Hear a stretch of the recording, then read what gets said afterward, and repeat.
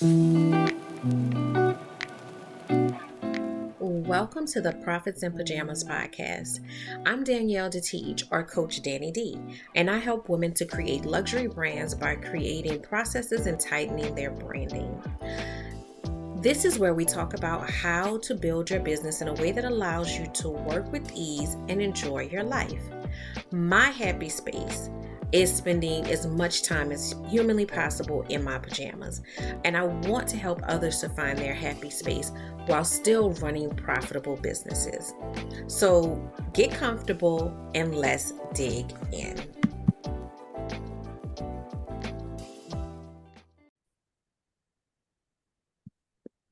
Hello and welcome to the Profits in Pajamas podcast. I am your host, Coach Danni D, and I'm always here trying to help professional women and entrepreneurs to find their space of joy, fulfillment, and leave that grind culture behind. So, I'm very excited today. I have Catherine Swain, and she is an LMFT.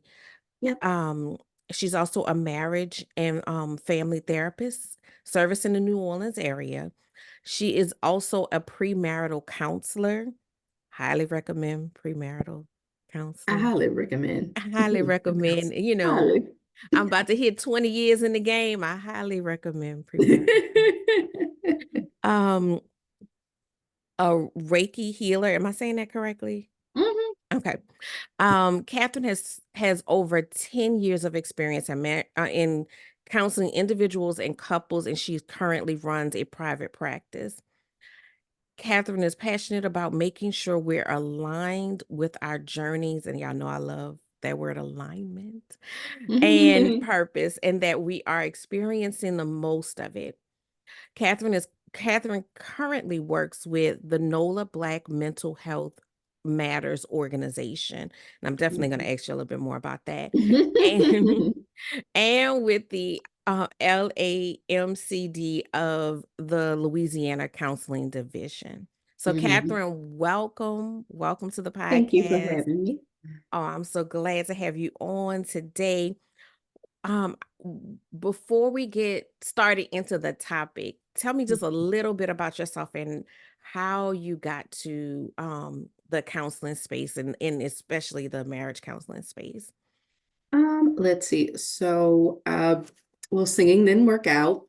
Uh, and then I have it's probably more of a slightly degrading joke, but it's one I tell of myself because it was just where I was at the time. I have this weird fascination with relationships and couples, and that I wasn't in one. Um, so I found out that you can go and specifically work with couples or I'll say learn a systemic version of how to do therapy, because it's not like I can't treat individuals in the same way. About seeing it from a different perspective. Okay. And so, I work with individuals dealing with the same way as well as with couples.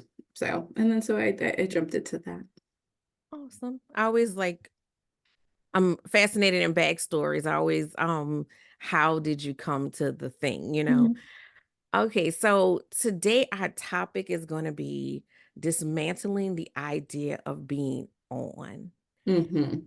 And I am so excited to talk about this because I think that it's something culturally, especially of, Black women, of Mhm. this feeling of constantly being on. So, one, can you expand on that concept? And then let's just dive into um getting ourselves through this. So I think it comes from a lot of different areas, right? First and foremost, America itself has always had a very independent, very hustle, capitalistic lifestyle, right? It's like we sleep, eat, sleep, breathe this, have to get to the top. Um, have to always work. We have such a way of doing work life culture that other countries are just kind of baffled by it. Um, yeah, I don't know about you. I would really love for America to adopt the like 2 month siesta that like some countries have, where like it's a slow period, and so literally stores will be closed for like a month. So, I am a service industry worker. I am close from it, but I have made enough throughout the year. Right, Um, or even I think what it's Spain, where afternoon lunch break is like 2 hours. right. So I'm not docked, what I gotta rush through my food for 30 minutes to get back to my 8 hour day. And it takes, depending on where you work, it takes 15 minutes just to get out the building. Oh my God. Like Well, if there you goes work in a 15 minutes high of my rise break. building, just to get on the elevator and get out the building, that's 15 minutes right there. Right. And so now where it comes down to us, one, think we can maybe also put in there a little bit of that mindset of we have to be on, we have to be the best in order for someone to not have to nitpick every little piece of our character so somebody can take us seriously. And Right. someone can believe that we can do the job. Like I have to be um twice as good all the time. That's the idea that's like Yes. ingrained in us, right? Yes. And so if you're not doing that, if you're not pushing yourself forward, some people have this mindset of what are you doing there? Right. Right. But then, the question begs is like, okay, so then when do you stop? Mm-hmm. Like when do you, I was listening to TikTok video the other day, and the lady was talking about transition in friendships, and she was saying, she knew she was at this phase and she needed to transition. She didn't know how to decide what friends to let go of. Mm-hmm. And she heard someone else say the ones that feel like you're still performing for, the ones that the relationship is performative, right? Mm-hmm. And I bring that up just from the standpoint of when are we not performing?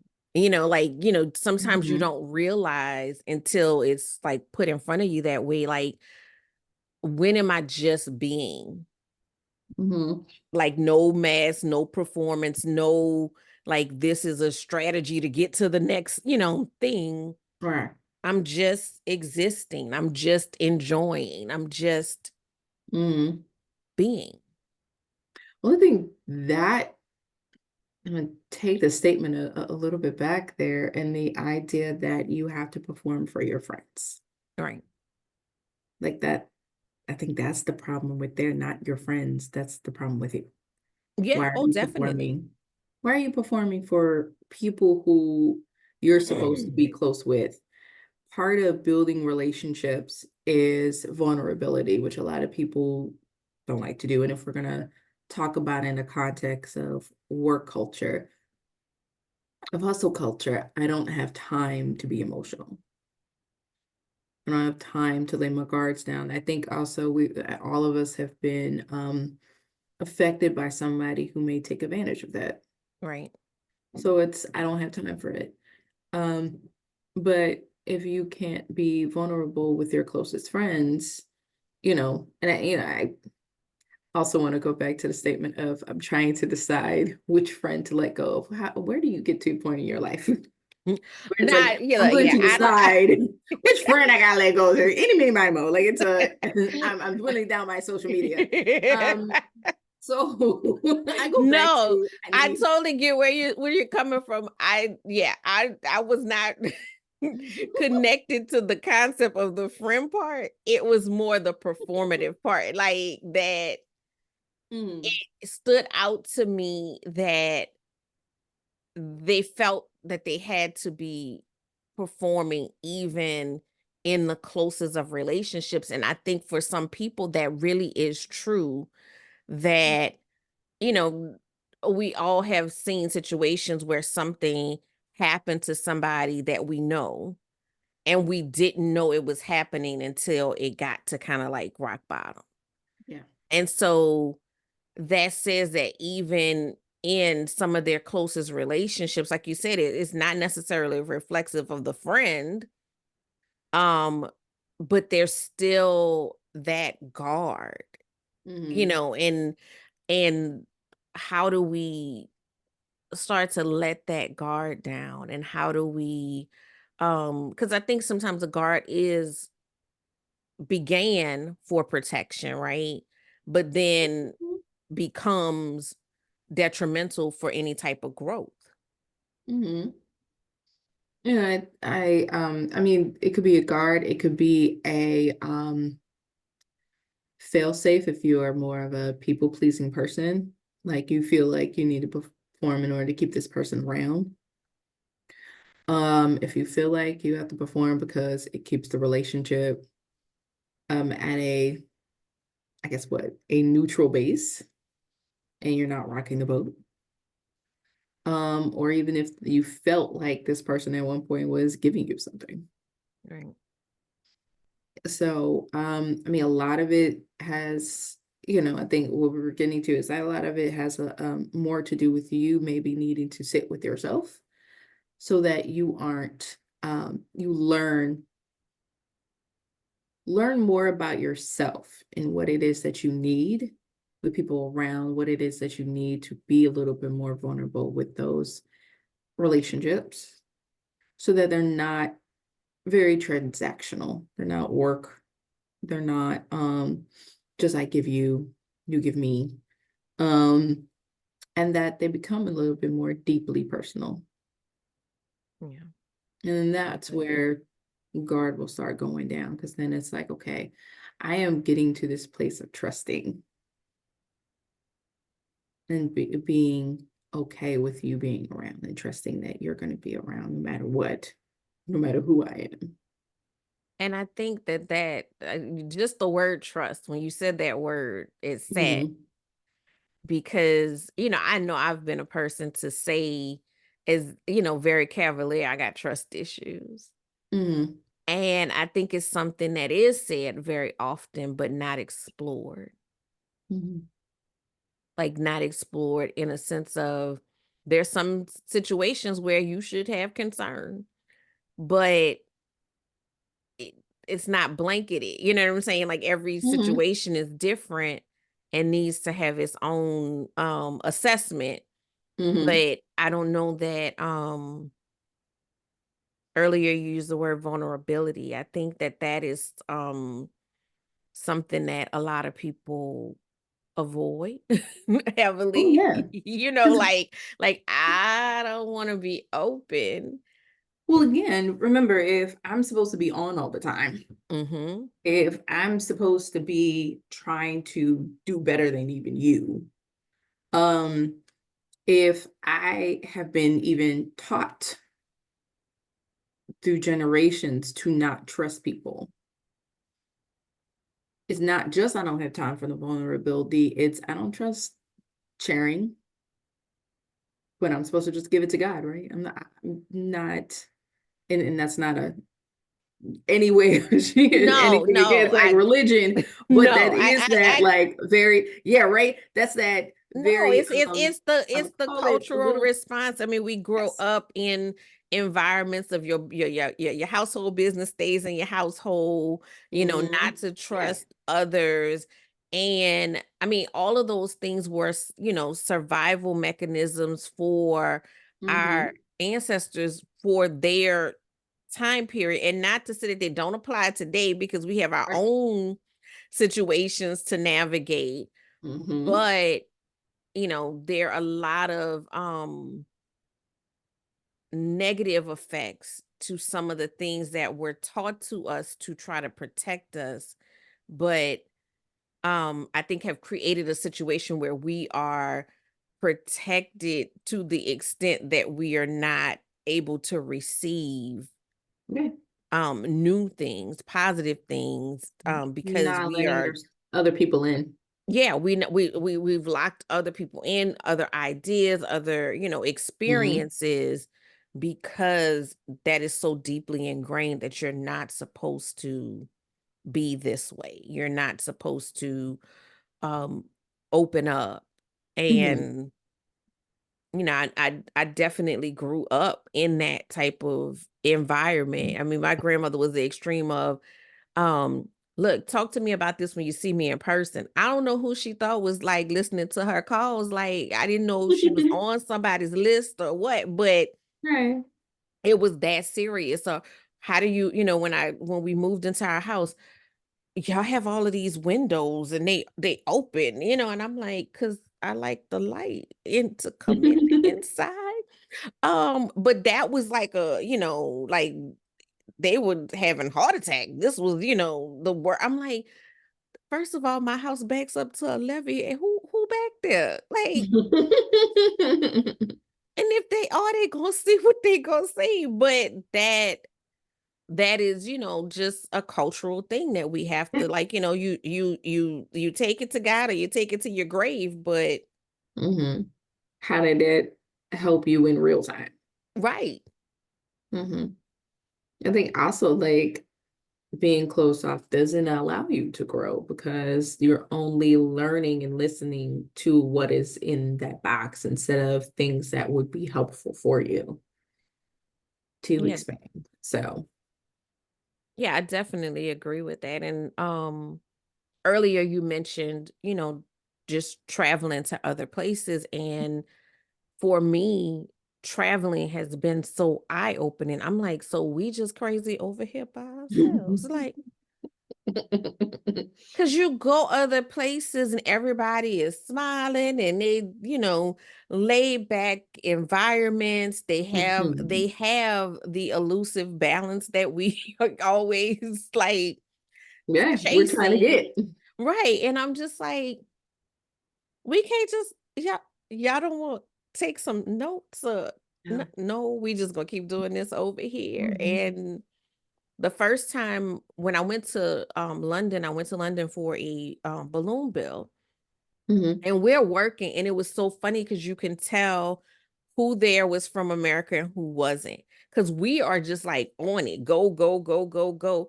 And then, like one of the ladies, she just sitting there sipping on her tea. And I'm like, well, girl, we got to finish this here work. And she's looking at me like, what is wrong with you? Like, could you?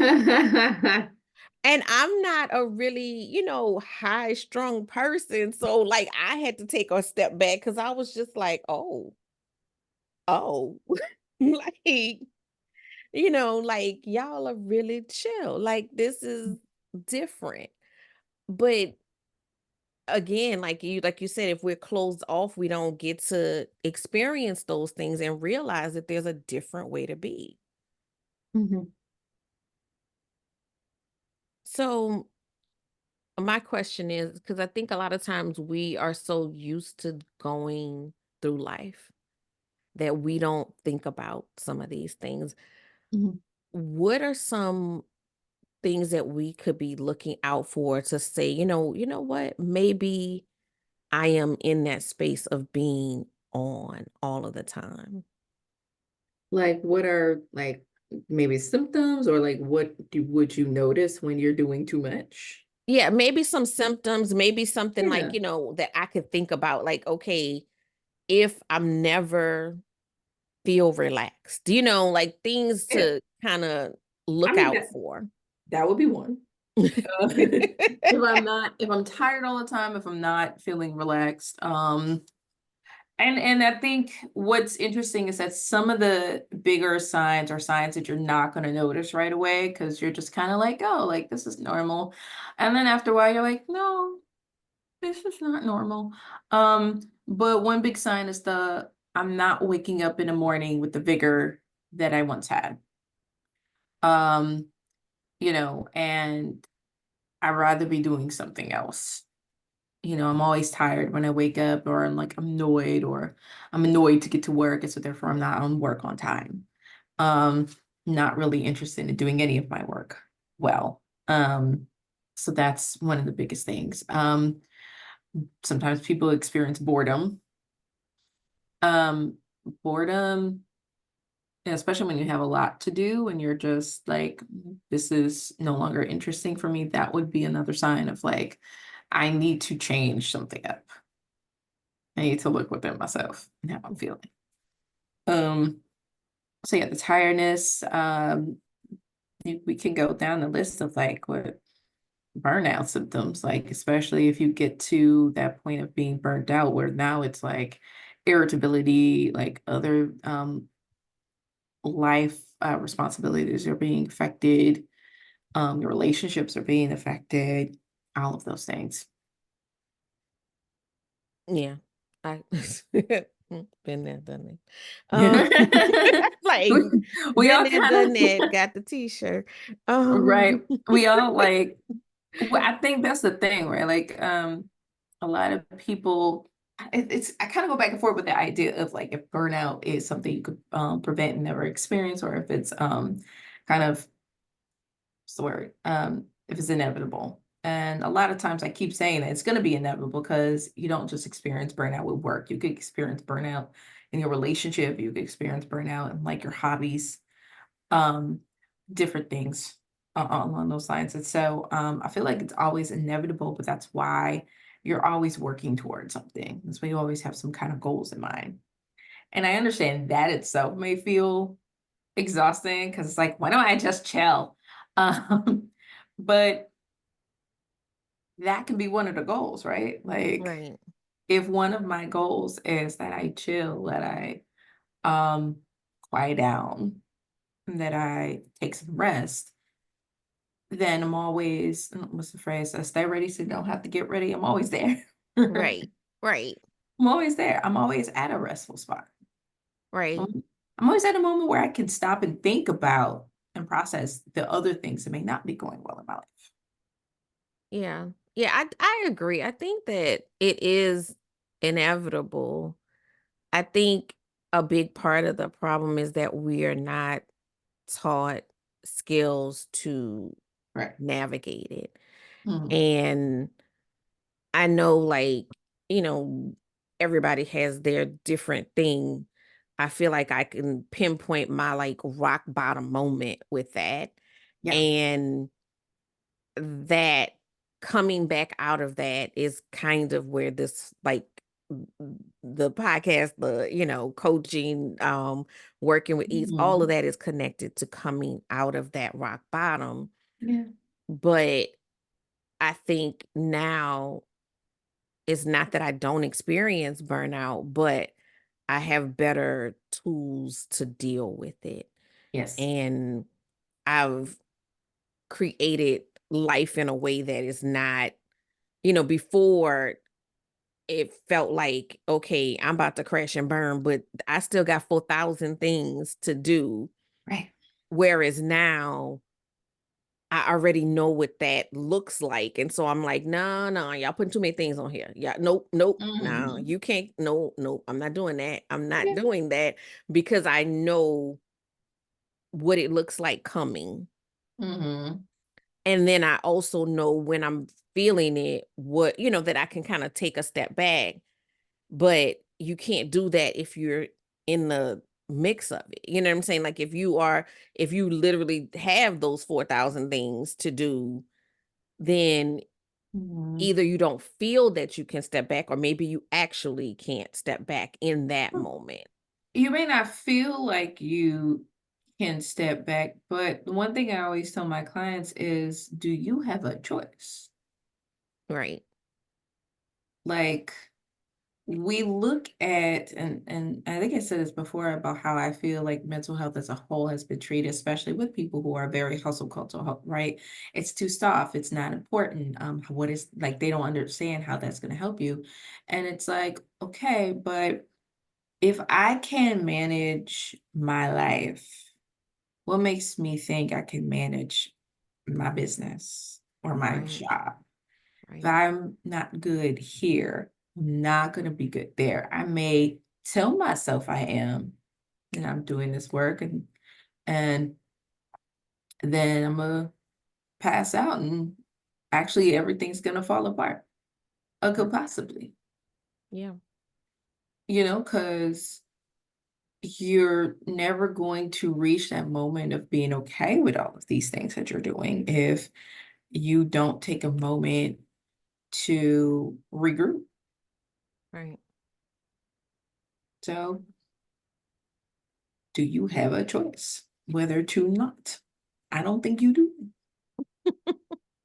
Because I mean, it's there, or I can say for me, when I hit a stressful rock bottom, and it was more so being at an agency that was really affecting me mentally and emotionally, I looked at myself and I was just like, I have a choice to continue along this path, or I can possibly end up in the hospital. Mhm. Which one? And I decided I had the money for the hospital. So we were going to, I was going to take my mental health into as importance, and without any promise of another job or other prospects, I said, you know what? I'm gonna just drive some Lyft and Uber. We're gonna pray about it. And we're gonna figure it out afterwards. But here's my 2 weeks notice. I can't do this anymore.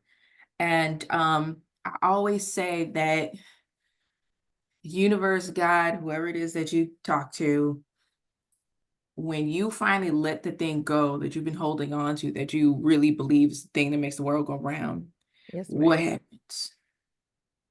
Opportunity, the door opens, and Yes, not ma'am. even 2 weeks later, I had my first experience in private practice that led me down where I'm at now, which I was just like, whoo, I don't know what took you so long to go in private practice, but this is where you thrive. This is where you need to be. I'm not somebody that tells everybody they need to be in entrepreneur and have Mhm. a business, because I ain't for everybody. It's not. It Um, is absolutely not. I didn't think it was for me. I said the last thing, 3 things I did not want to be: a teacher, a lawyer, and in business. And then here I am. But with my personality and who Ooh. I am, it works. And so having that sense of independence, but then still be connected with other people, and the way private practices usually work when you have like a group of them, it worked well for me. And yeah, all of the problems that I was having before, I was able to take back, rest. I was actually able to take the time to find myself and figure out why a lot of things that I was not understanding about myself, what those things were.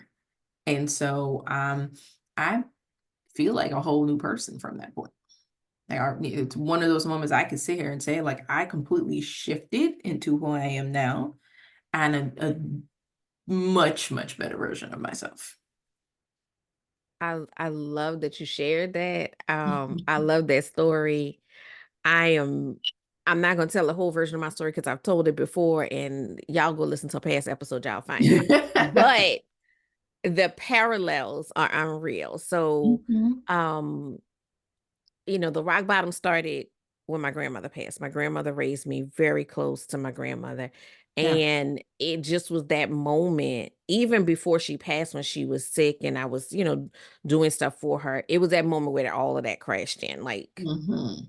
Like, wait, you're doing like 12,000 things. And, like it, so that was the start of it. Culminated with me quitting my job. I mean, kudos to you for giving 2 weeks notice. I was just like deuces. You're like, well. Um, yeah, because I was I'm a, I went to my husband's health fair the weekend prior to me quitting my job. The lady who took my blood pressure said, she says, when is your next doctor's appointment? And I said, well, actually, I have one on Tuesday, because my doctor was concerned about my blood pressure. Never had blood pressure issues before. The lady said, can I call you? I was like, well, shoot, I'm about to die. The lady didn't see. I don't know what them numbers say, but they ain't good if the lady talking about, can I call you? Right. And that same day of that doctor's appointment was the same day that I, quit the job. It just, Mhm. everything came to a head. But to your Yeah. point, literally the next day, I'm at I was in physical therapy, because yet again, if you don't shut down, God will, he'll Yeah. do it for you. And that's what I personally feel a rock bottom is. You've Yeah. been shut down. He'll shut you down. He'll be like, okay, you want to play? You're All not right, listening? let me show you Wow. something real quick. So I'm at physical therapy and I turn my phone off. When I turn my phone back on, I had a phone call from the Pelicans. They were in the playoffs at the time for my balloon business. Hey, Mhm. we're in the playoffs. Can you get us something for tomorrow? Huh? Yeah, because they didn't know I had a full-time job. I'm like, sure. Because I ain't got no job no more. Right. Then I go outside, walk to the car, and I get a call from one of my clients. Hey, I know I gave your number to so and so to do the inside of the stadium, but we're doing a beer garden and outside of the stadium. Can you do something for that as well? Mhm. Looked up at the sky in the parking lot. I said, so you've been waiting on me the whole time, Lord.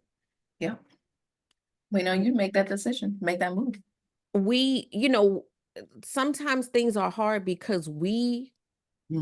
we're the one making it hard Yep. because we are fighting so hard for a life that we don't even like that.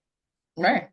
But it's familiar Hmm. and that unknown is scary. But like you said about the whole transformation, I am such a different person than I was then now. And I wish that I knew, half of what I know now, right? Hmm.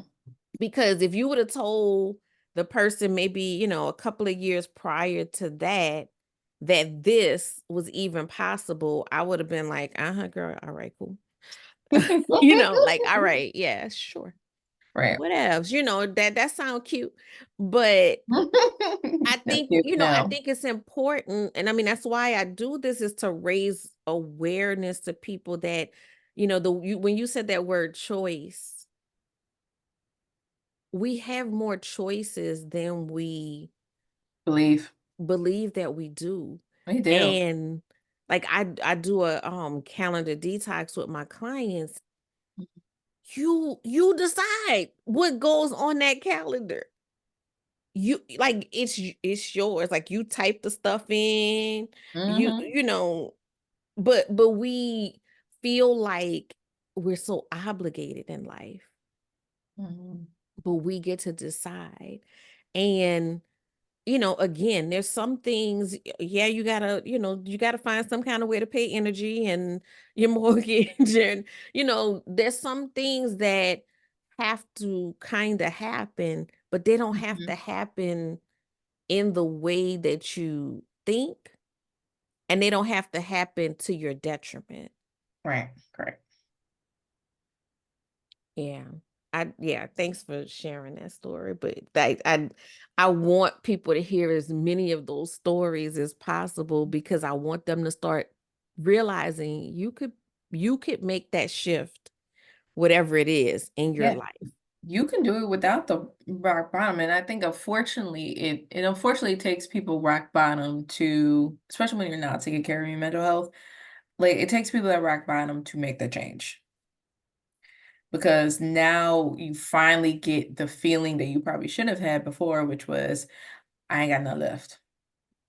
Right. Like before, like you didn't have the faith in yourself to be like, I ain't got nothing left.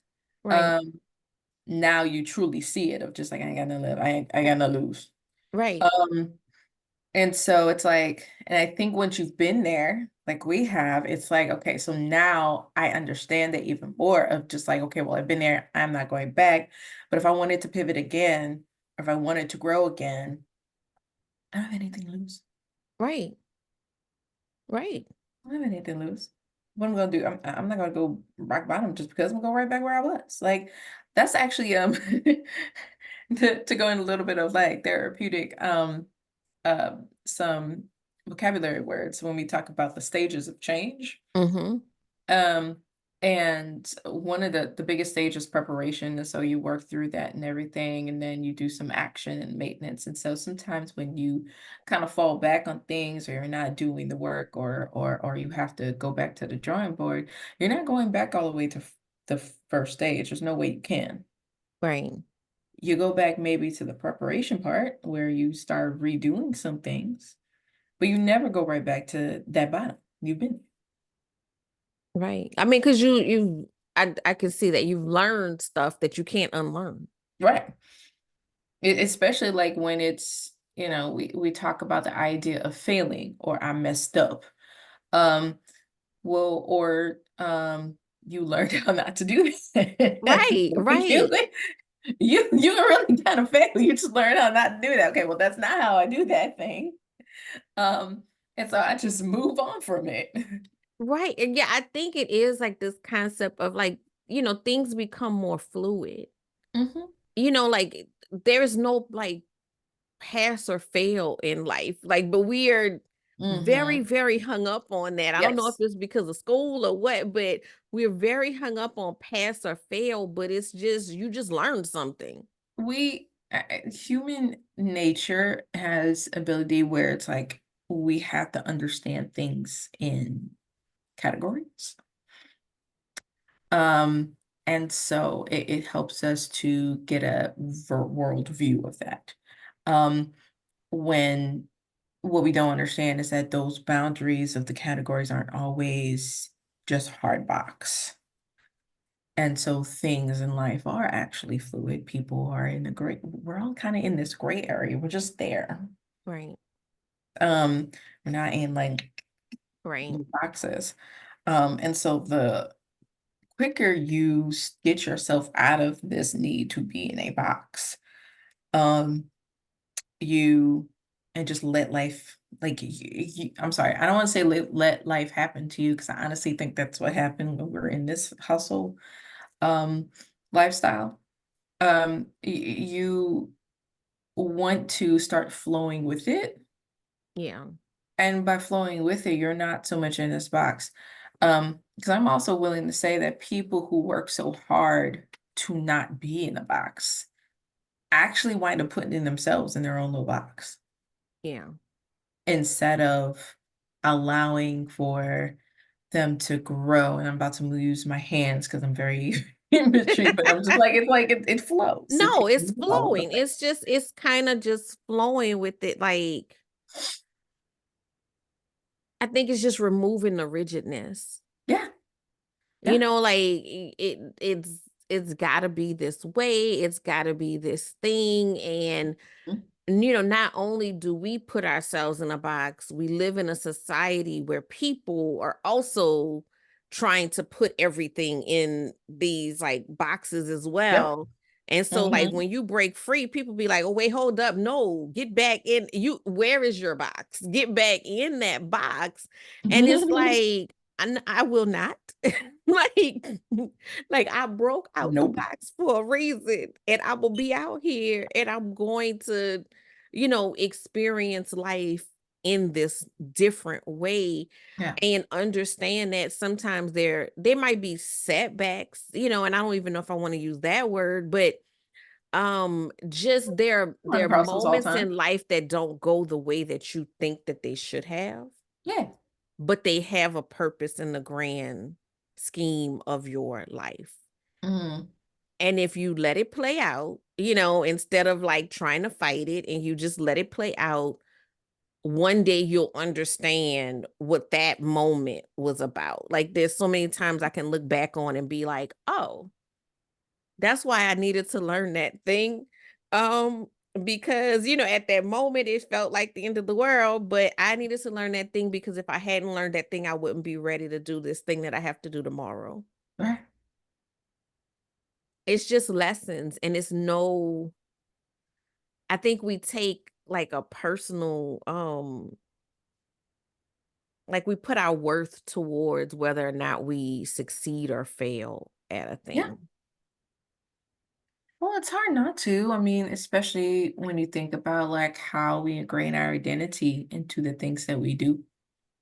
Yeah. Um, so when I mess up something or when I do something, then it's like, oh, this is a reflection. This could be a reflection onto me as this role that I play.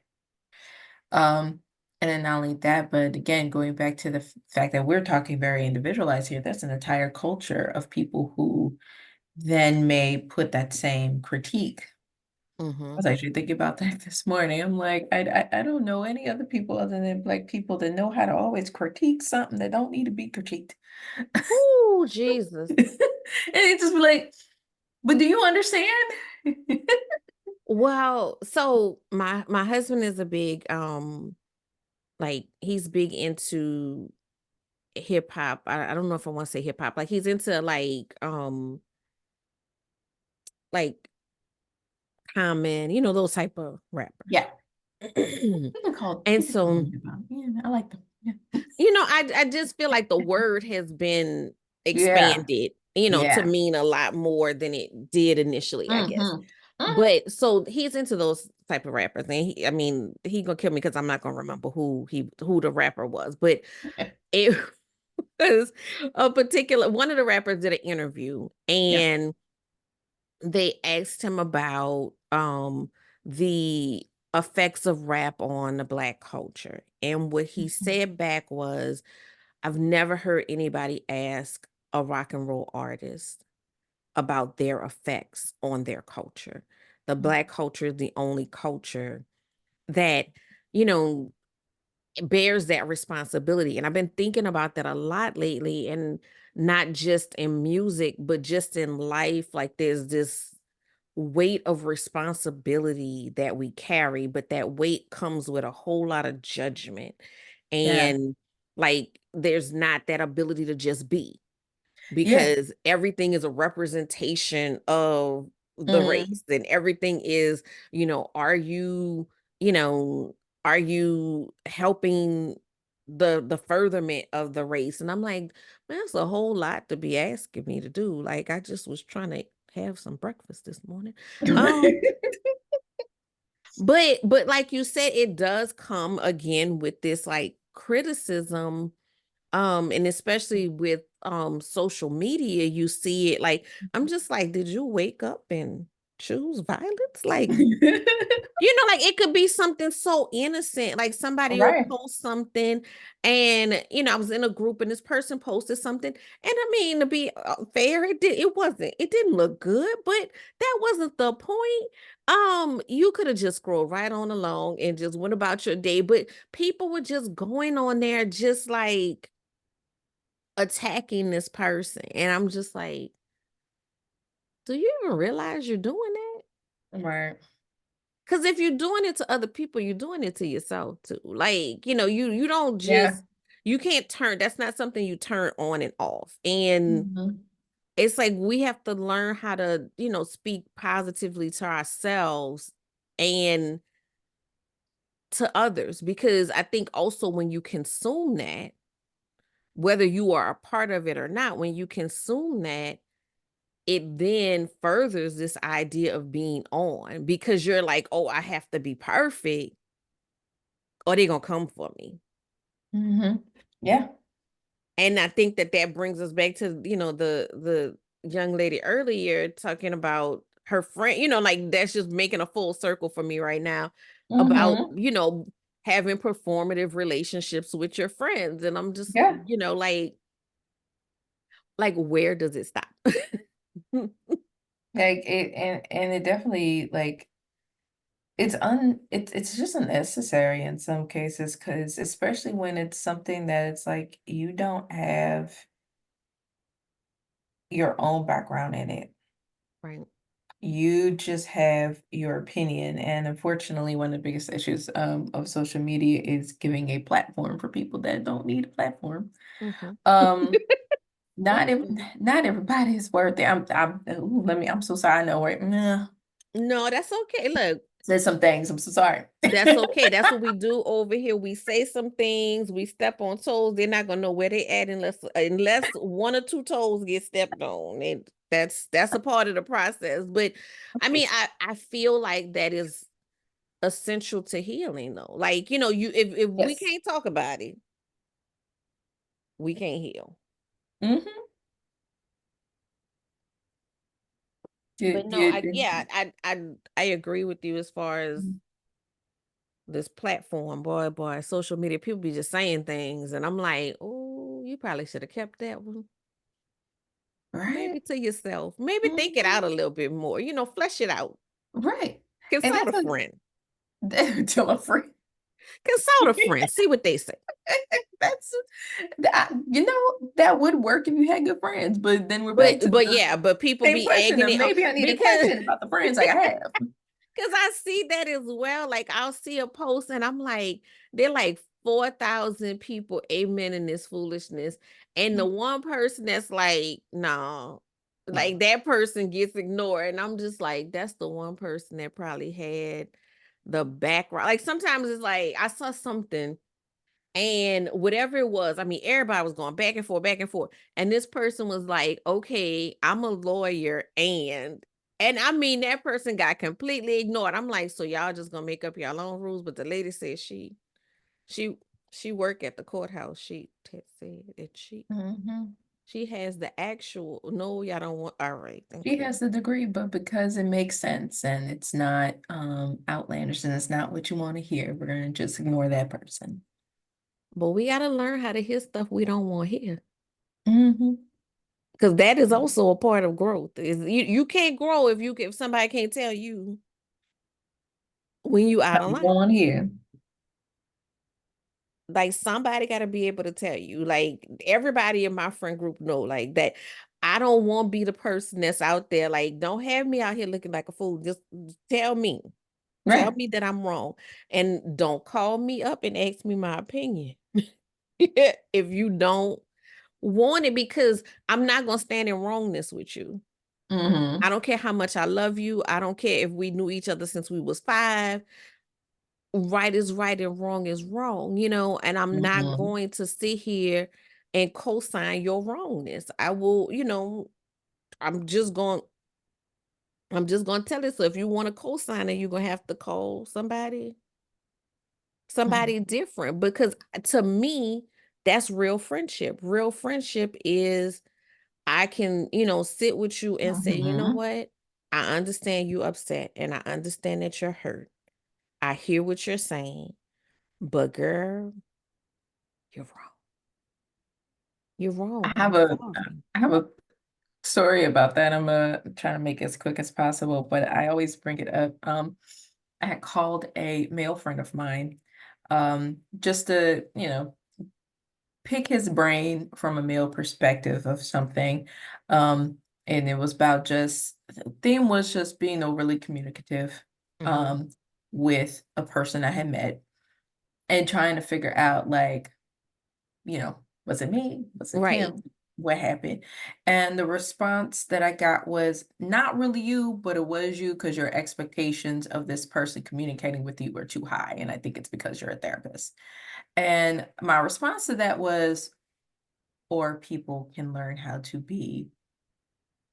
communicate appropriately, because I'm not always on with therapy. Right. Sometimes I specifically shut it down. Right. Um, I was thinking about the other day. I was like, I shut it down completely to where something was going on, and I was like, oh, I didn't even do any like little processing of what was happening over there because I shut it down. I'm not on Right. work. Like, look, I'm just sitting here chilling, like Right. minding my business. So, just being able to communicate with people also is very important to me. Yes, because since I do it every day, I don't want to have to sit here and fight with you on communication in my personal life. And, in me telling him that, he was just like, okay, but can you actually count like how many people you know and are close to you that you could communicate with? And I was like, all of them. Why would I have people around me who I can't communicate with openly? But He can't sort stuff out. And then like he had nothing to say to that. And, I was just like, yeah, that's why you have some of these issues. No, but I but don't have those issues. I totally agree with you, and that's how I run my life, Yeah. but that is not the norm. Hmm. That is not the norm. You can look at interactions on social media, you can look at interactions between, not that close level of friends, but once you start to get, branch out, Oh and yeah. it's like, what is happening? Like, like Mhm. I'm just like, I don't even understand how we got here. Like, Yeah. you ready to, nuck if you buck, but you can't listen. Like, Right. And like I it get that wasn't that's that not, type of situation. How did we get here? yeah. And I get that that's not what a lot of people do, but I also make the statement of, if you want to have the friends that are actually going to tell you what you need to tell, who are going to be honest with you, to have that open level of communication. In order to be able to have open communication, you have to be vulnerable and be able to trust that person, Yes. um, or have an expectation that you are offering this level of communication. I want to be able to speak back with you. It does kind of get you to a more intimate, I won't say lonely place, because I am not lonely, but I don't have, 50 million people around Mm-mm. me. I have like 5 good people Oh no, no, the around me, number and gonna I be am fine with look, that. let's Um, be transparent. The number gonna be small. It's gonna be like and tiny. I say jokingly, I'm like, I got 10 people I like in real life, like 10 people. Like the number is going to be small, Very it just small. is because it in reality, the fullness of you is only going to connect to the fullness of so many other people, right? Mhm, And it is what it is. Now, do I know a lot of people? I know a whole lot of people, a lot of people that I think are cool people and this, that, and the other. But I mean, when it comes down to it, like, the number of people who have figuratively, seen me naked, it's a smaller, much smaller number. But yeah. those people are so valuable. You know what I'm saying? Like those people have gotten me through life. Yeah, and that's where you wanna get to, because it also kind of falls in alignment with not being so on, because I'm not having to engage with so many people. I won't have all this stuff that's happening online. I won't have all this issue with like criticism, because I'm not really engaging with you. And not only that, but I don't feel the need to say every little thing. If one, it don't matter to me, if it feels like um it's not going to actually be beneficial. That's actually the grounds for like good constructive criticism. um but also, I may ask it in a way, or talk to you in a way, where it's not like I'm just going to give you my opinion, instead of actually communicating with you like, hey, so this thing, what was your goal here? Because maybe I'm also not understanding what you were Right. trying to do. And I think as that type of friend, two things. One, you you are invested in the bigger picture, right? Like not Hmm. just a moment. But two, as that type of friend, any kind of feedback or criticism is dipped in love. Hmm.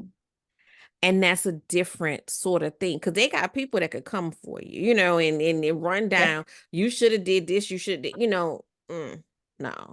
Like you said, there has to be that benefit. What's the benefit of me saying this thing, and not um based on my personal opinion either. In the sense of Hmm.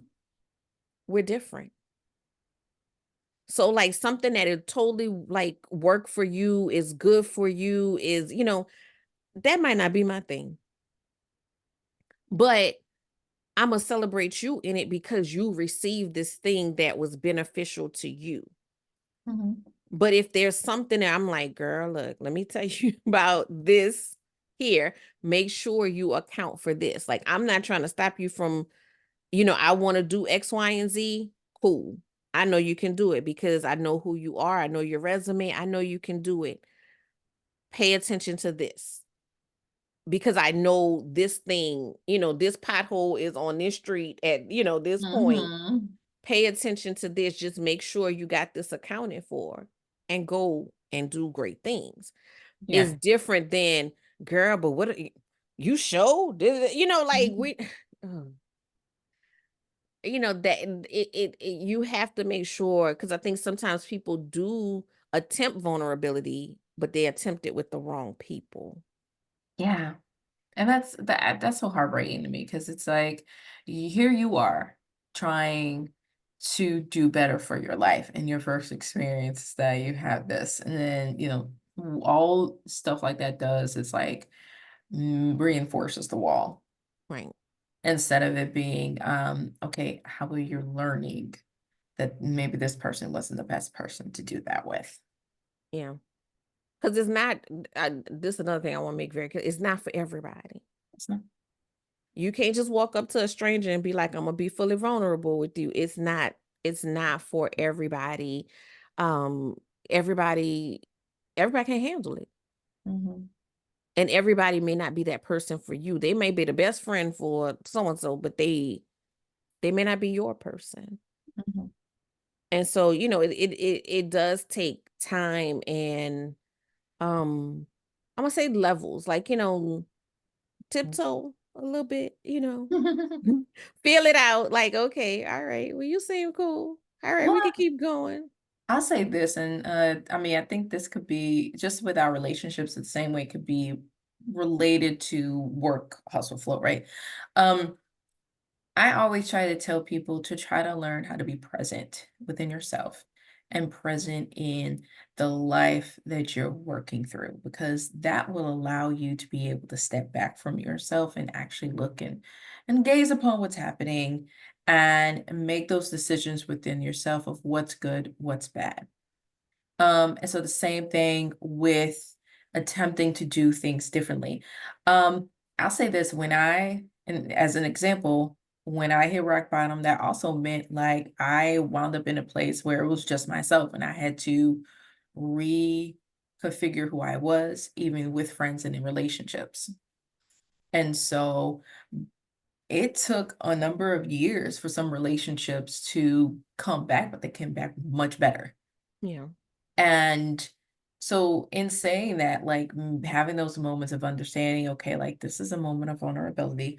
It doesn't have to be like you're looking at it from day to day. Like sometimes those things don't pop up until they actually pop up as you're moseying along with life. And that's where we can also add in the idea of that flow, because Hmm. if you're flowing along with what it is you want, it's going to come to you. May have moments that kind of test you a little bit, but that's life. And but the goal is that you're following along the alignment that you want, and so you're making those hard choices that may work out great in your favor, may not work so smoothly, Yeah. but eventually you have Yeah. an outcome you want. Yeah. You know, I never tell people I want, I never tell people that I want your relationship to end or that you to just completely leave a job that you like. Um, but I'm always kind of like, okay, so but what if something doesn't change? Right. Or are you willing to figure out how you can live with this? How Yeah. does this flow with your alignment then? Sometimes some things just have to end.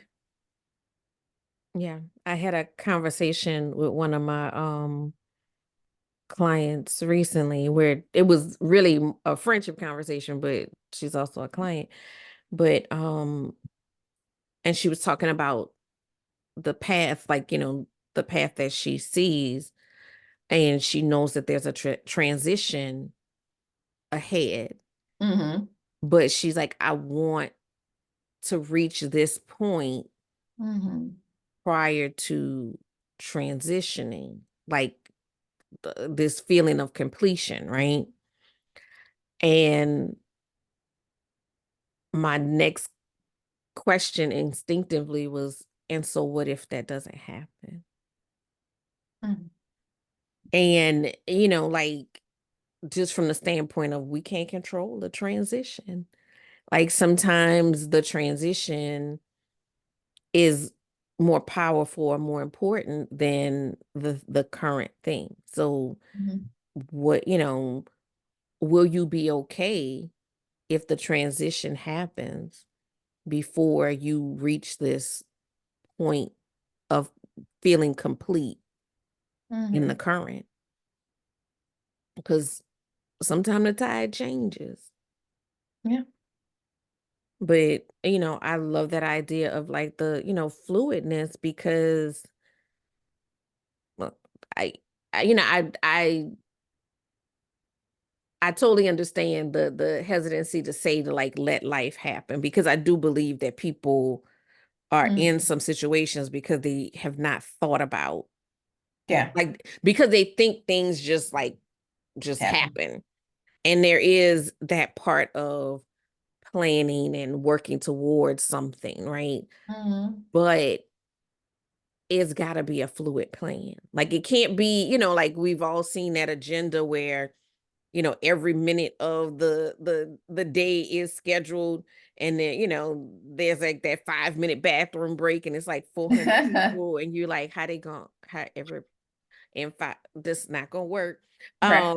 And when you are set in that like rigid state,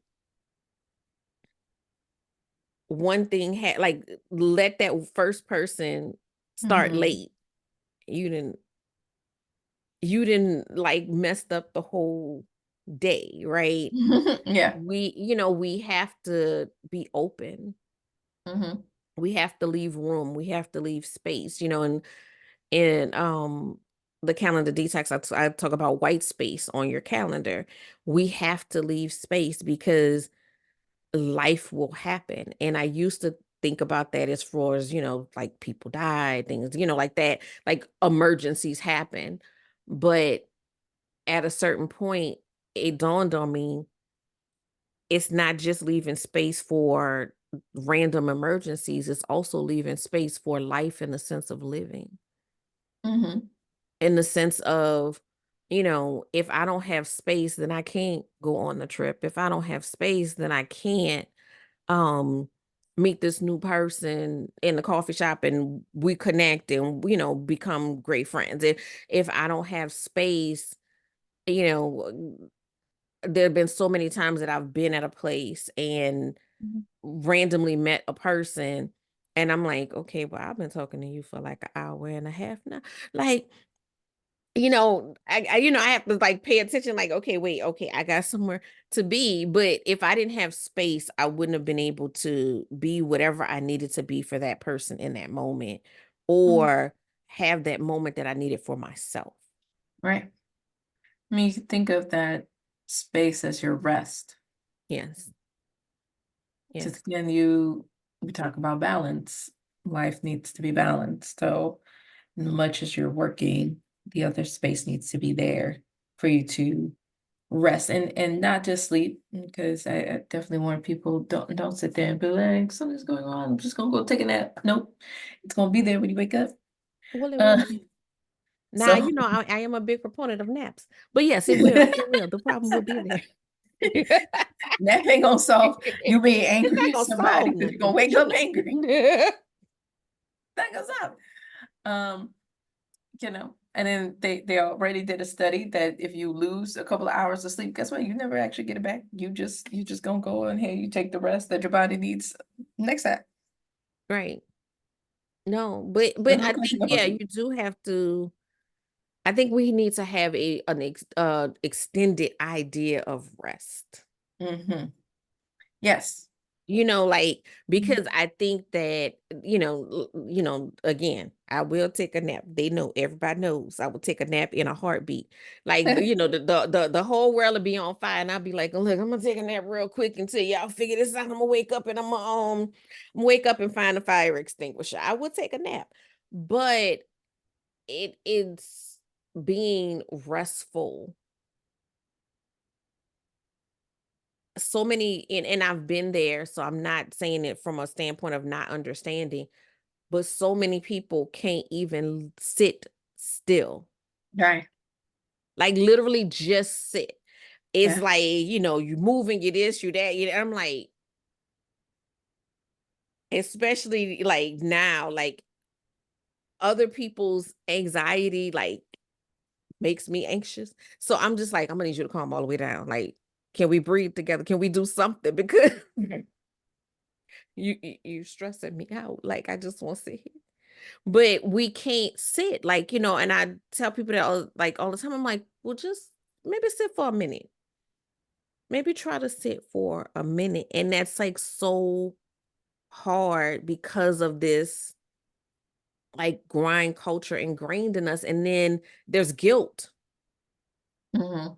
associated with sitting. But what I know is my rested brain is more creative.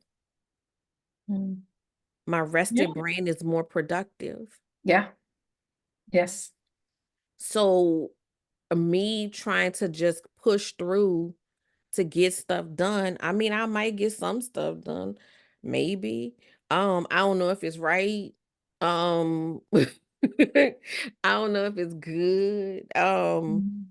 But my rested brain can come back and be like, bam, like all that stuff that was on fire, like before, when I can pull myself out Mhm. and sit down and either take a deep breath or, sometimes look, I'm gonna take that nap and come back to it with fresh eyes, with a fresh brain, without all of the, urgency and anxiety that is associated with it in that moment. When I can come back to it, I can tackle it. When I'm pushing through, man, look, I'm making mistakes. I'm not giving quality work, and I'm just setting myself up to continue to make bad decisions. Cause when I don't stop myself, I look up and I'm like, how did all of this stuff get on my calendar? Where the hell did all of this stuff come from? But it was me making decisions as my tired self. Mhm. Yeah. Rest. Rest. That's needed. Rest. And don't feel guilty about it. I mean, Mhm. my grandmother used to say, my grandmother used to love to cook. And she would say, she'd be in the kitchen and if she dropped something, she'd say, oh Lord, I done went to dropping stuff. Time for me to go sit down. And I just some old people say, I was just like, whatever. Right. And now it's like one, it's a running joke in the family, but two, like I will say that about other stuff in my life. Like when I'm like working on something and I'm like, I start messing stuff, I'm like, oh Lord, look, it's time to take a break. It's time to go sit down. Sometimes you have to reset to be able Yeah. to be the best version of yourself. Mhm. Okay, so as we wrap up, I do want to ask you one more question. What are some tips that you can provide to someone that's trying to find balance? Um, to take that moment we talked about earlier that was like not ideal. I totally agree it's not ideal, but it's necessary. Yeah. I would definitely like take the moment and take as much moment as you need. Um, just to pause and regroup because that's pretty much what it is. You need to pause and regroup. You need to figure out what's causing the imbalance. You need to figure out how to add more rest in. And we could have an entire different segment on what rest is, right? Because it's not just I'm gonna take this day at the beach. It could be, but it's not just that. I'm I think I described one day I had a big issue with trying to renew my license this past year, and it caused a big struggle and headache and more money and a drive to Baton Rouge. And I need, um, and Love that afterwards, thank DMV. God, um, and I just like after everything was done, I was just like, I had joked that I would go get me a glass of wine. I said, you know what? No, I can't stand clutter, and my apartment looks atrocious. And I sat for another 2 hours and I cleaned. That was my rest. And it what it did was it was intentional on releasing the physical representation of the clutter that I felt. Hmm. And so rest can be very intentional. It doesn't have to be that I'm just sitting around doing nothing. It can be constructive towards what it is that I need at that time. Yeah.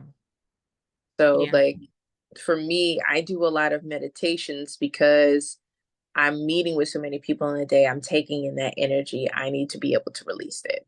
So, my rest is at the end of the day, I'm doing a meditation to release it. I gotta get that energy away. And then I'm reset at some point in the week. I'm resetting my apartment. We saging the place. We opening the window. We getting all of it out, especially if I'm doing work from home. Um, I'm doing something. My rest has a lot to do with how am I rejuvenating myself, Mm-hmm. how Yeah.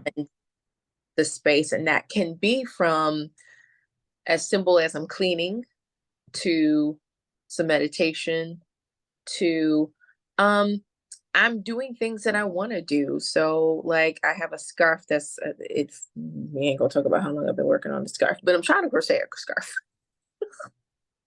And it's that could be rest.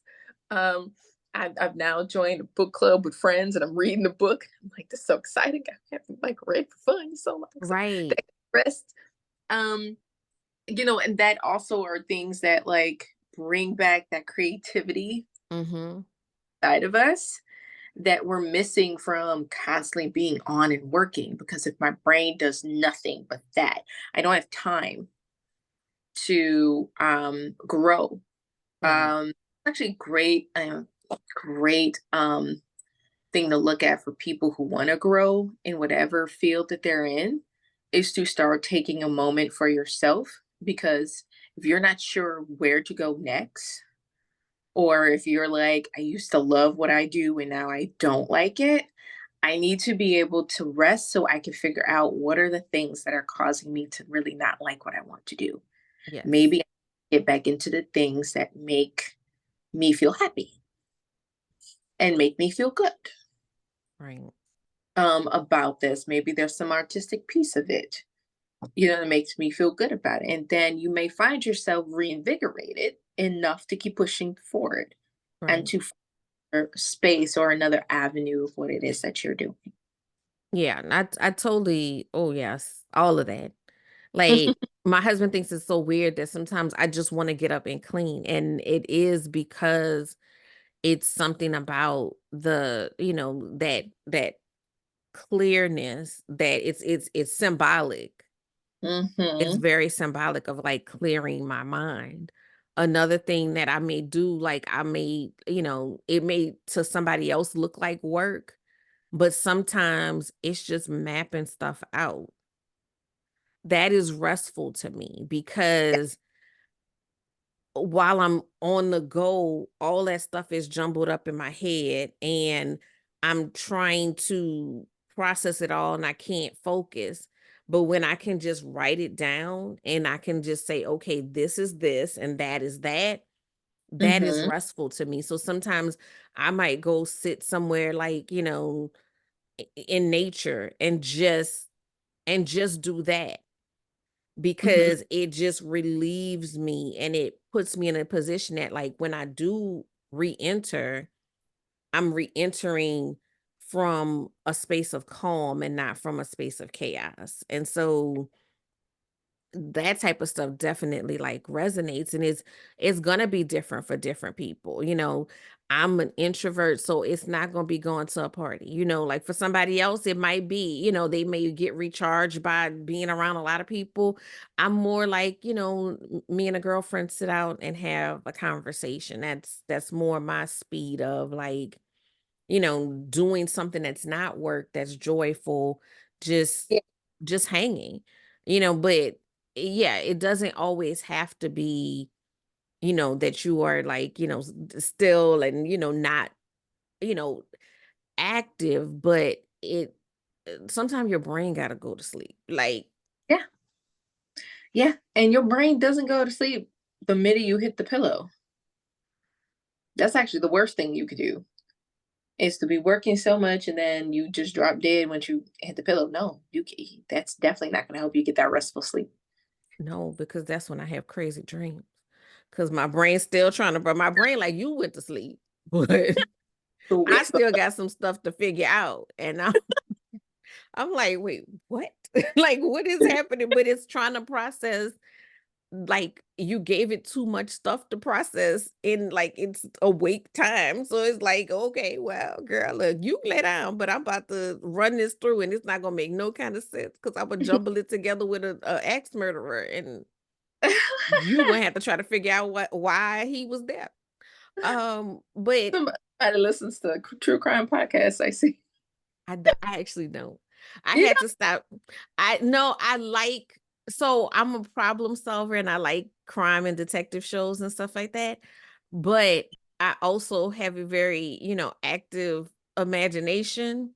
And so I had to stop watching. I used to watch IDTV while I was like Mm. at the gym, and my husband was like, "Girl, yeah, I know."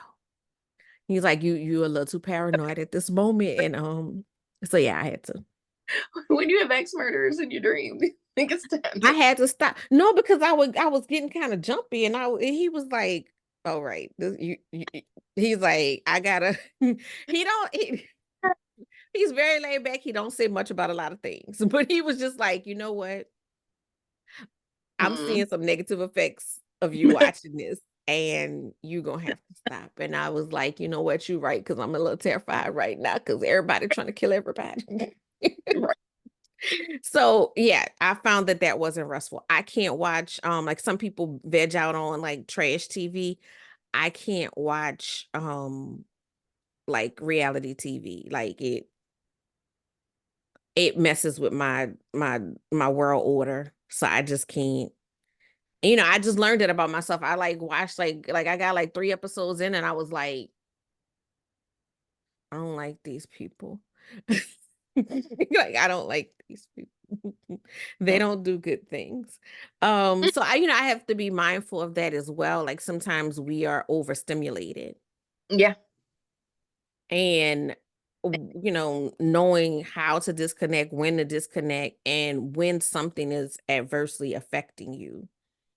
Mm. That's not even a part of your reality. Like, that's not even your world. That's like something else. But we sometimes we take those things in, and it's like, you know what? No, no, no. This not giving me warm and fuzzies. Gotta go. So I think that's a part of it as well. But I don't wanna drag it too much longer. I want to wrap up, but I foresee us coming back and talking about rest in more detail, because I do think that we have to really dig into that, and even knowing, reconnecting with what brings you joy, Yeah. because we lose that in the hustle and bustle. We doing all these things, but we ain't happy. So just figuring that out, like, just go try something that you remember you used to like, even if it was from when you were 5, and just try it and see if it still brings you joy. I still like to play with bubbles. I mean, I'm just gonna be honest with y'all. Bubbles make me happy. Um, I have adult coloring books because I like to color. Right. Makes me happy. But the breakdown self didn't realize that. So look for those things in life that bring you joy and try to bring those into your life on a daily basis. Like, not necessarily bubbles every day, but something. Like, you Mm-hmm. shouldn't, like, it's not like, you have to eat your vegetables before you have dessert. Like, you can have joy, like, Yeah. just cuz. Good. Yeah. I mean, you Yeah. grown, you can have cake just cuz too. I mean, you just go and get one. I did. Yeah. That's me. I just No, go nobody's stopping you, make a little individual size cake. right? I lived off of the individual pre-cut sliced king cakes this Mardi Gras season. Now, I don't know how my body's going to react to the fact I had a lot more king cake than I usually do, but what's. And you know what? This season I did not have a single. Hmm. I did not. And we normally go get one on King's Day, and I didn't. I That's. wasn't feeling it on that particular day because my birthday and my husband's birthday all Mm. run together. So we had been caking and this and that, and I was just like, eh. And so I said, when I feel the urge, I'll go get one. And one day I did, but the line was so long, I was like, Jesus, no, it's okay. It is cold outside and it is raining, and y'all are standing out here like it's Mm. not. And I I got kept driving. I got caught in the trap of a Bywater bakery that would offer different flavors. Mm-hmm. And it was like, oh, well, maybe we should go try this. Maybe we should go try this. It was the whole time. Like they had like an apple cinnamon. Oh, And, goodness. and so it was like, well, I'm gonna go get a slice of this. But hey, you can do that. That's the thing. You can do it. You can do, I'm just saying, I don't know do what my whatever doctor, you want, but you know, and don't let nobody make you feel away about it. I went get a cake one time, and the lady said, "What you want me to write on?" I said, "Ma'am, you can write whatever the hell you want to on the cake. I'm just gonna slice it up when I get home. But I mean, if you want to practice your handwriting, I mean, have fun." I mean, you could have said to Danny because it's Tuesday. Could have. Okay, I'm gonna ask you our wrap-up question. So Yes. the first is, tell me about your favorite pajamas. My favorite pajamas. So I'm not in my. I don't know if I have a favorite set of pajamas. Um, I'll say this. I think getting older, I understand the wonderfulness of a muumuu. Like Girl, nope, just nice girl. big. I want one so bad, and my husband and my child said I can't have one. Don't let them do that to you. Go on, you go get. Well, see, I saw this very elegant, like, Felicia Rashad-esque, Oh, muumuu. And I was like, I'm gonna try to slide that in the rotation and see if they notice. Cause, it was giving, ambiance. I think that they are vetoing the Mama's Family style muumuu, uh, that's what no, we don't want that, but we that's the like one big. that they, I guess like a big kimono side. We like those. yes. Um, I'll say, I guess for the moment, these are the newest, the nicest ones. I know I have Victoria's Secret be coming with the nice little pajama sets. Okay. So sometimes I just roll mosey on in there and be like, oh, well, you cute. Right. Um, and I don't often do sets when I'm sleeping. Mm-hmm. I usually am more so like if I'm traveling, I have like a top and bottom because you never know what's gonna happen. Right. Some bottoms. But so yeah, so I'm wearing that today, like a pants version of it. So Yeah, I have a pajama problem, so I just, I got every kind you could think of, from frumpy t-shirts all the way up to, um, these are my formal pajamas because they're for work. So, there you go. Formal. all right, next question. My time freedom allows me to. To do whatever the hell it is I want. Oh. That's the answer. That's the answer. No, I mean, because I'll say sometimes I just don't want to. And I like that I can not want to, and that'd be okay. I'll say this. I was scrolling through. I had an Instagram reel popped up of women like 30, 35, 40 something kind of crying, I don't have kids, I don't have a husband, da da da. And I just kind of sat there and I'm like, I mean, I would like a husband because some of these bills, but I'm good.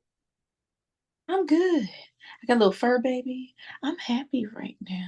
I can do whatever I want. And I think that the beautiful thing about that is when you start going on some of these journeys of growth is finding contentment.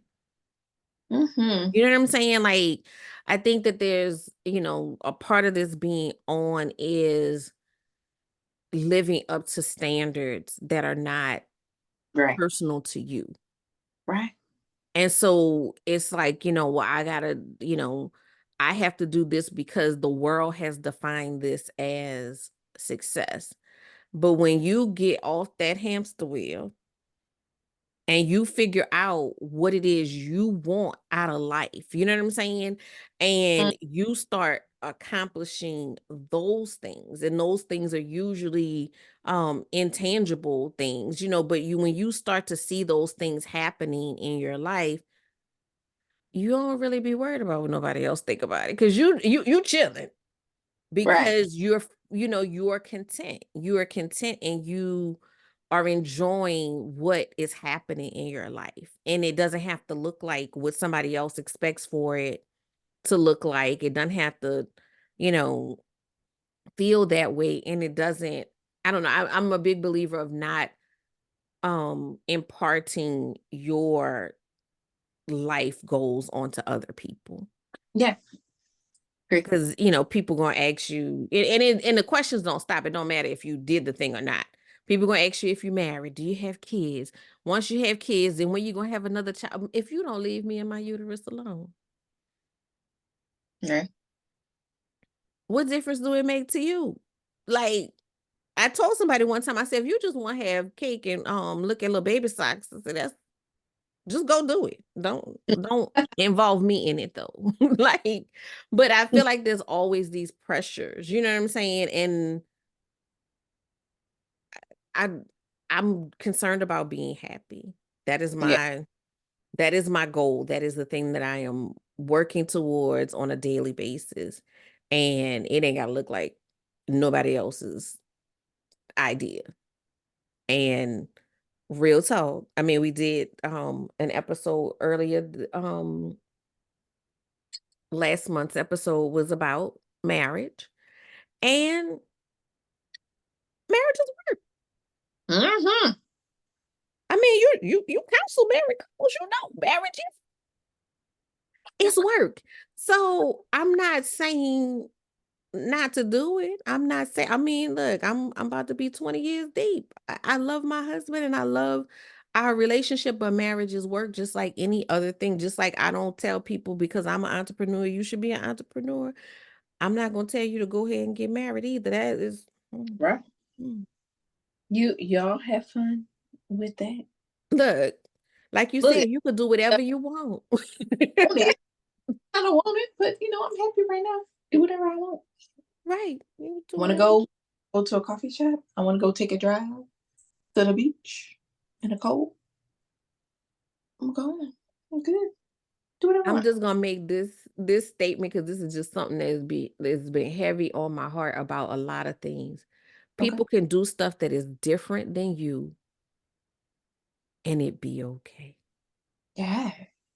Yeah. Because I feel like we have gotten to the point in society where it's not good enough that I'm doing the thing that I'm doing.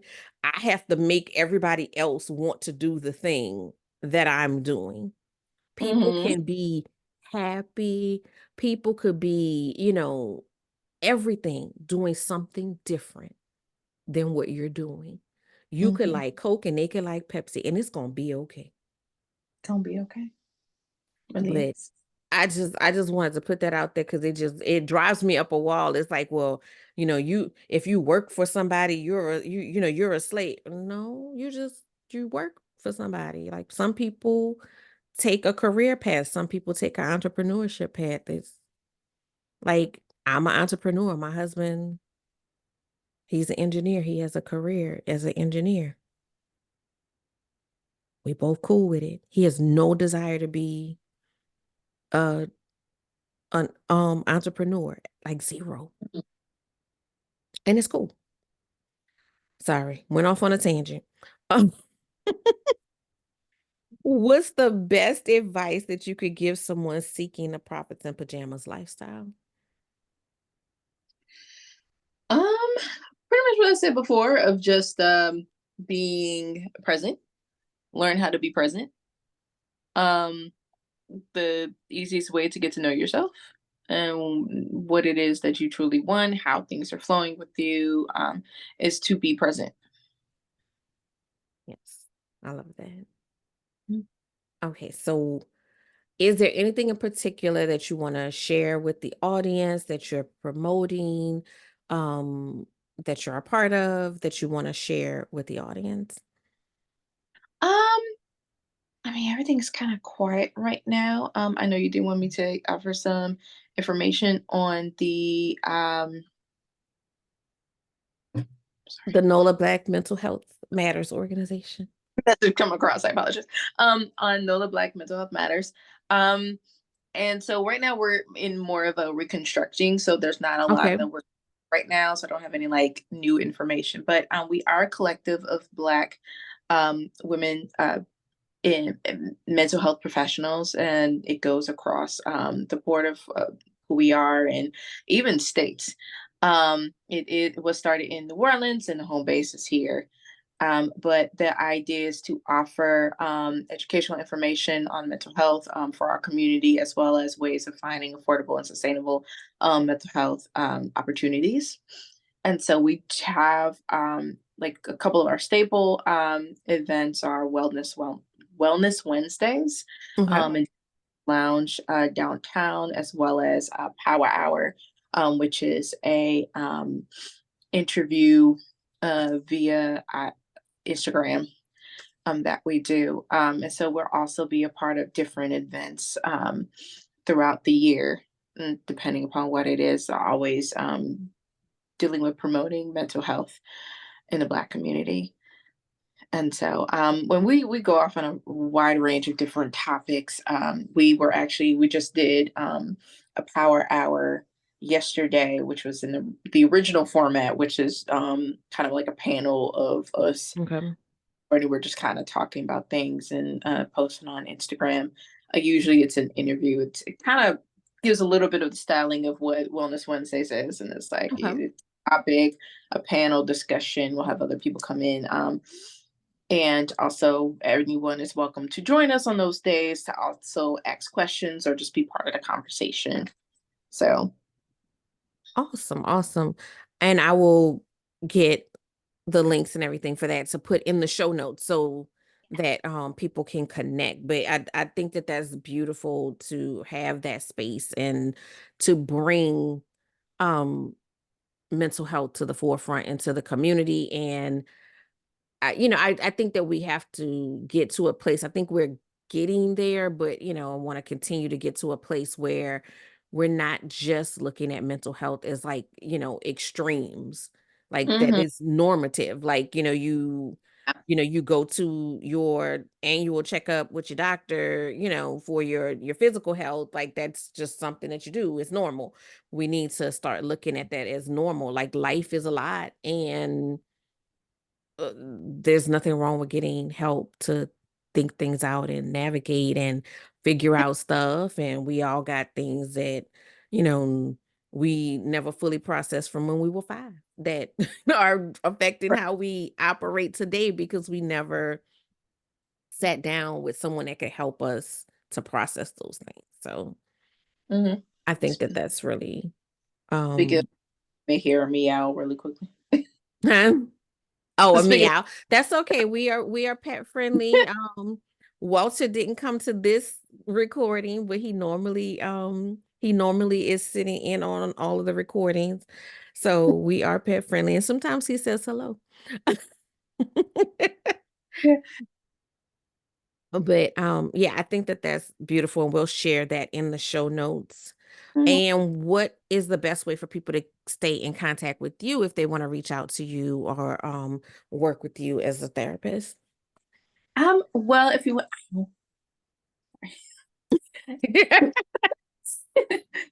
it's then it was a claw in my thigh. I apologize. No, I understand. Um, so I'm a I'm on dog mommy. this at the therapy.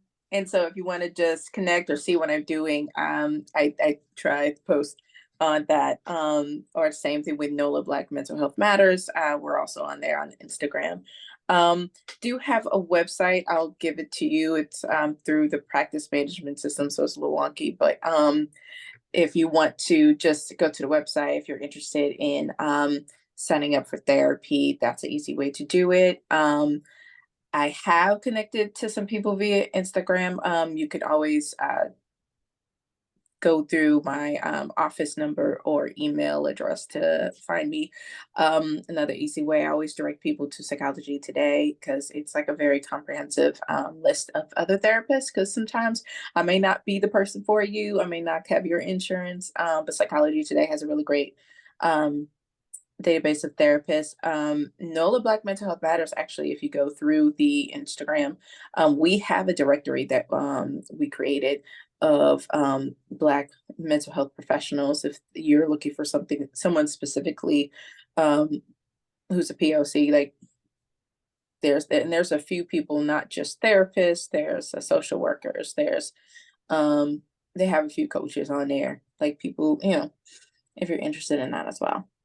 Okay, yeah, I think that that's a great resource for people to find someone. I know that that's um I know it's something that's important to me, and I know it's important to a lot of other people to have someone Mm-hmm. who, looks like me, has had, some shared experiences so that we not starting from like scratch. Like you at least like kind of have context of like this on top of, just the regular things that we experience as a collective. So I know that that's like very important in working with people, especially something as intimate as therapy. So I want to thank you for being here, for sharing, and being open, and stepping on a couple of toes. I can't always be the one to step on toes. It's okay. They're gonna be all right. Right. They look, they keep coming back. So, they don't That's the thing. so their toes must be resilient. Mhm. But I appreciate you coming on and speaking with us. And yeah, we will have to touch base again about rest. I might do because I have a few people who have come on that align with that topic. We may do a panel discussion. Love it. I'll be on a couch with PJs. It'd be great. Look, I'm working on my office, this office. I have another office for the other business that I just finished, but I'm working on this office, and I really want to like put a actual bed in here. Mm. I really do. But you know, coming TBA. But thank you again for being here. I'll put everything in the show notes. I am working on a few things behind the scenes, so I'm not going to even say right now because, things may be a little different by the time that it airs. But just check the show notes for any other highlights and updates that's happening in the workflow universe. And I will see you guys next week.